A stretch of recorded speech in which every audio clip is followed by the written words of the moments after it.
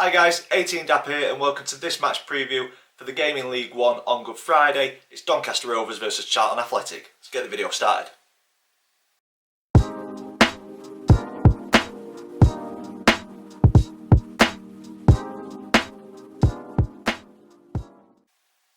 Hi guys and welcome to this match preview, Doncaster Rovers versus Charlton Athletic towards the top end of League One, a massive 6-pointer in and around the playoff picture.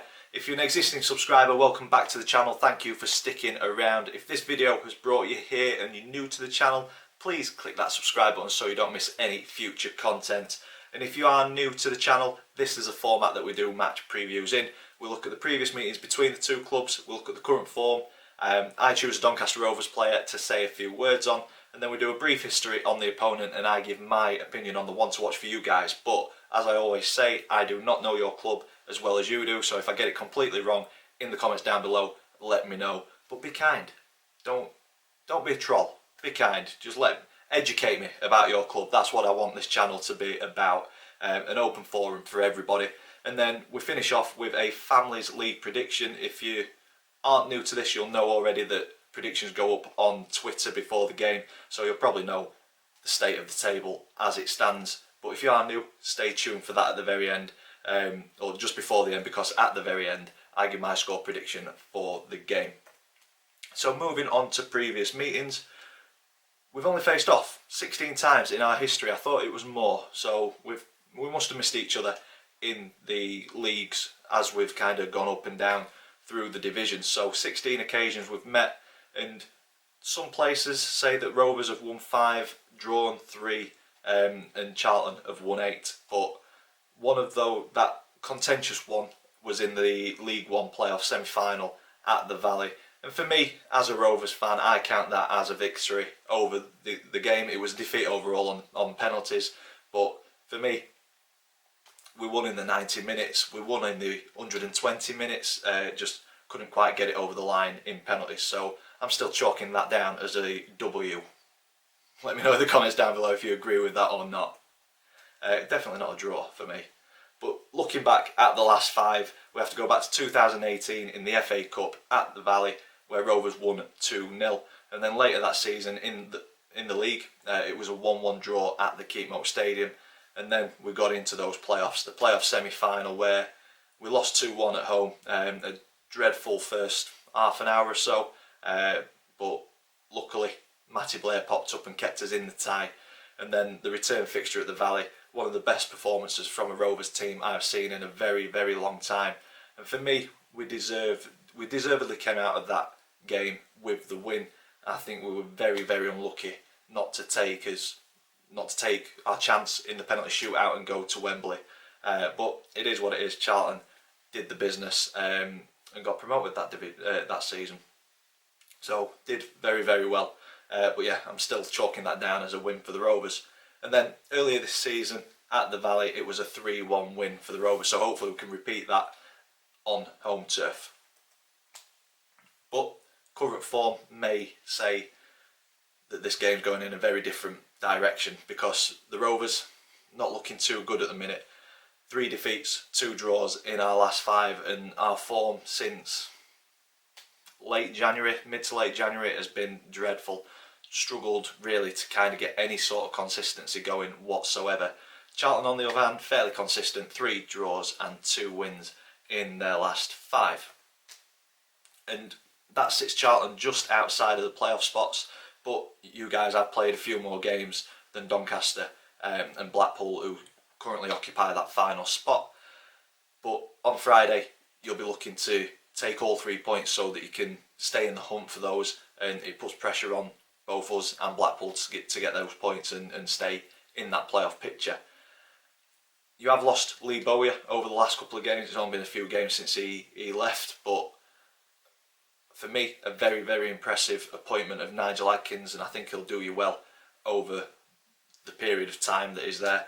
You can't really commit to saying that he's going to be here for a fair few years in football. Unfortunately, results speak volumes, but the run of form is looking good. Unbeaten in 6. Hopefully, Doncaster can put a stop to that. But do I think we will? On paper, No, I don't, because it was an extremely lacklustre performance at Stadium MK on Saturday, falling to a 1-0 defeat, and we just didn't get going whatsoever for me in that game. Most areas of the field were lacking any sort of energy or desire to get anything from the game, or try and create anything or get us moving. It was just very, very slow, very sluggish, which surprised me because we had a week off. So for me, we should have had a lot of energy and a lot of desire, and that's raised questions on social media in terms of, is Butler the man for the job? I sit firmly on the side of the fence that says Butler's got the job until the end of the season, and for me, I will be focusing all my energy and channeling all of my energy into supporting Butler until the end of the season, and we will see where we get. For me, it's playing with Darren Moore's squad. I think before Darren left, we weren't really performing at the standards that we were towards the start of the season, and that shows with the drop-off in form during February and the back end of January. So for me, the blame for the current form lies partially on the players, partially on Andy Butler to kind of get them going, but potentially the players, that it's Darren Moore's squad, is that one of the difficulties, getting them fired up to play for Andy. And where I'm going with this is, we've seen him bring youth in with Jones in goal and Horton at left back. Maybe that's the direction that he wants to go, and for me as a fan, I would more than happily see Andy Butler managing Doncaster Rovers if it means that we're fetching youngsters through. But for me, the bit of blame that falls on the players, it needs to go. They need to start responding to what Andy's wanting. If we've got any sort of chance of saving our season, a fantastic start. We've put ourselves in a fantastic position. The games in hand don't really mean anything now, but for me it still is in our hands. We've still got a couple of games in hand, and hopefully winning those games and getting on a decent run of form. We've got a number of teams who are struggling down at the bottom of the table in a run of games. Hopefully we can get the results from those to get back into the playoffs, and then it's a lottery from there. But yeah, players need to start stepping up in all positions. I'm not singling out any single player. I think as a collective, we've just not been good enough since mid-January. But let me know in the comments down below if you think differently. Moving on to player focus, I'm going with Taylor Richards. Fantastic player at the start of the season. I said that I'm not going to single anybody out for poor performances, and I don't want to, but I've kind of backed myself into a corner. I think he's shown his potential, he's shown his ability at the start of the season, and for some reason, whatever reason it is, he's just dropped off for me. Seems to carry the ball a little bit too much when there's opportunities to play it left, right, or try and get the ball through. And as I say, it's not just Taylor. It's a collective squad. The energy just doesn't seem there at the minute, and the desire. But positive, Twitter today, or when I was recording this, John Bostock posted about grit and determination. So hopefully the message is starting to sink in on the training ground, and we'll see the best out of Taylor up to the end of the season. And we have seen fantastic ability from this lad. He's got the talent, he's got the ability, like we say. He just needs to apply himself a little bit better, but that's not singling him out. I think that's a collective. The squad need to come together and push in this final few weeks of the season.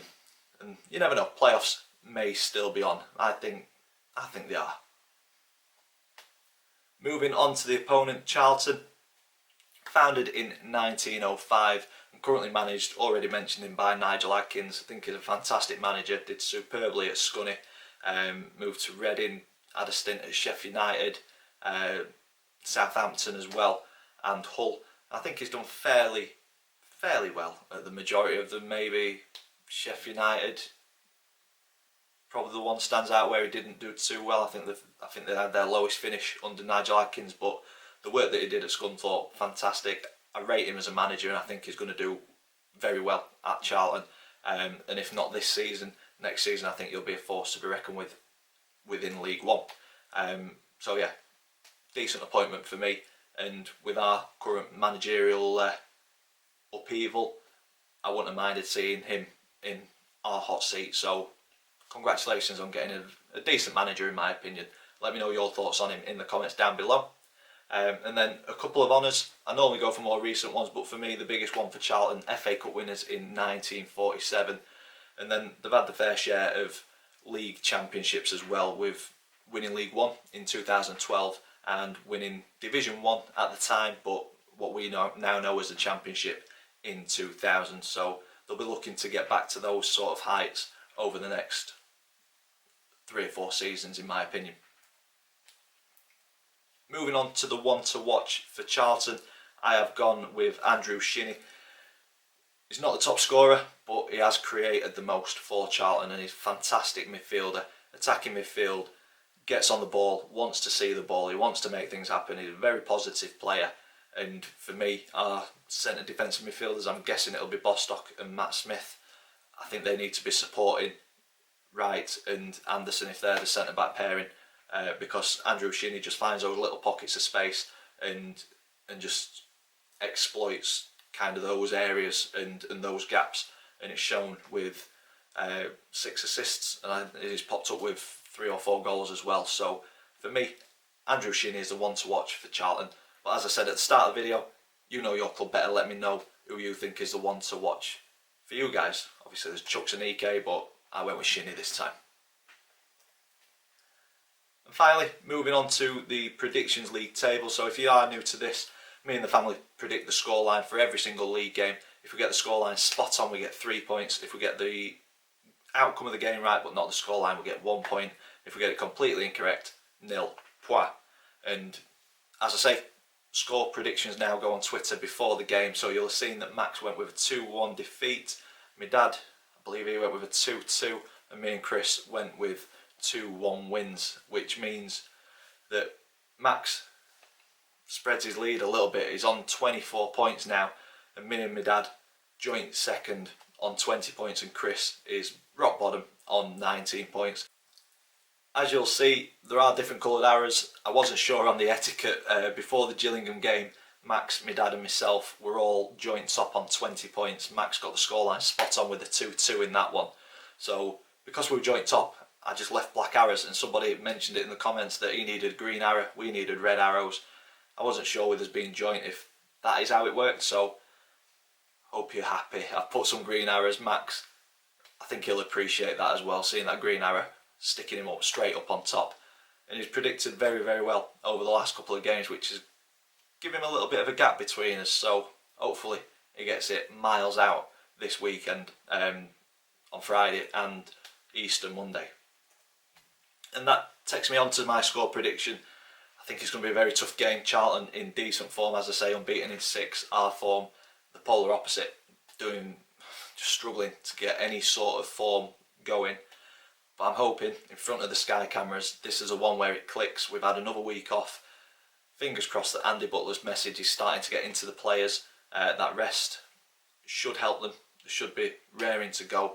I think in front of the cameras, we're going to give it our all. The tweet from Bostock about grit and determination, it's in our hands. We need to start performing, and hopefully Friday is that day where it begins. Get a good run of results coming, and who knows where we'll end at the end of the season. So I am going to be positive. I'm going to try and get a bit of positivity into the Rovers camp, and I am going with a 3-2 win. Come on Rovers, don't let me down. Hopefully I'm spot on. Not done too well this season though, so that's where I'm going to leave this one. If you've enjoyed it, big thumbs up for us please. Comment in the section down below, let me know your thoughts on this game. If you haven't already, please click that subscribe button. As always, thank you for watching, and I will see you in the next one.